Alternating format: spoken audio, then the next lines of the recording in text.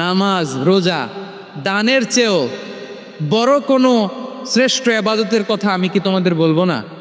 সাহাবারা তো অবাক, বলে কি নামাজের চেয়ে বড় ইবাদত, রোজার চেয়ে বড়, দান করার চেয়ে বড় ইবাদত?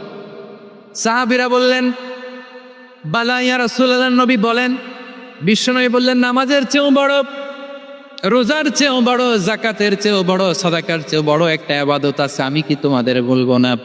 সাহাবারা বললেন ইয়া রাসূলুল্লাহ, বালা অবশ্যই বলবেন, সেটা কি? বিশ্বনবী বললেন ইসলাহু যাতিল বাইন।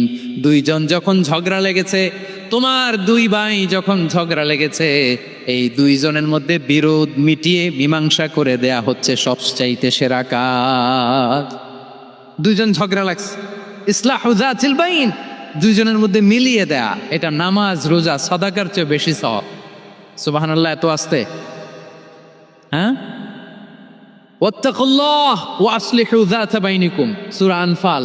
আল্লাহ বলেন আল্লাহরে ভয় করো, ঝগড়া লাগলে মজা নিও না, ওয়াত্তাকুল্লাহ, আল্লাহরে ভয় করো, ফাসলিহু যাতা বাইনিকুম, মিলিয়ে দিও।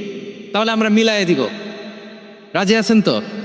তাহলে আমরা এক উম্মাহ, এক উৎস থেকে এসেছি, এক দেহ এক প্রাণ, আমাদের সম্পর্ক বড় মজবুত, সীসাডালা প্রাচীরের মতো, কেউ টলাতে পারে না, কেউ ভাঙতে পারে না, ঠিক কিনা?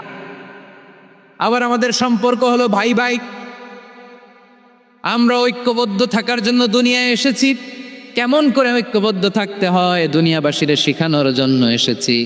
আল্লাহ বলেন ও নবী, শুধু মুসলমানের মধ্যেই ঐক্য গড়লে হবে না, প্রয়োজনে ইহুদি নাসারাদের সাথে ঐক্য গড়ে তোলো। কথা শুনতেছেন?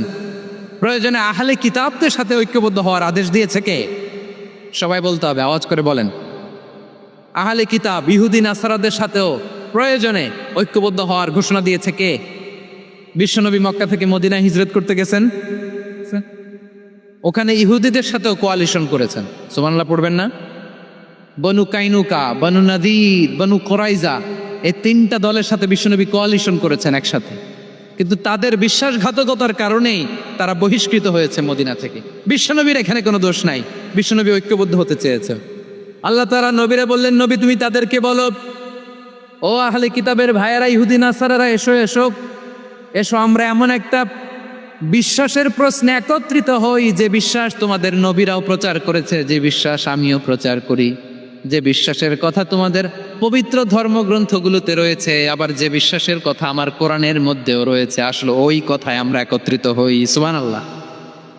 তাহলে ভিন্ন ধর্মী তাদের সাথে যখন আমরা ঐক্য করব, কিসের উপর ঐক্য?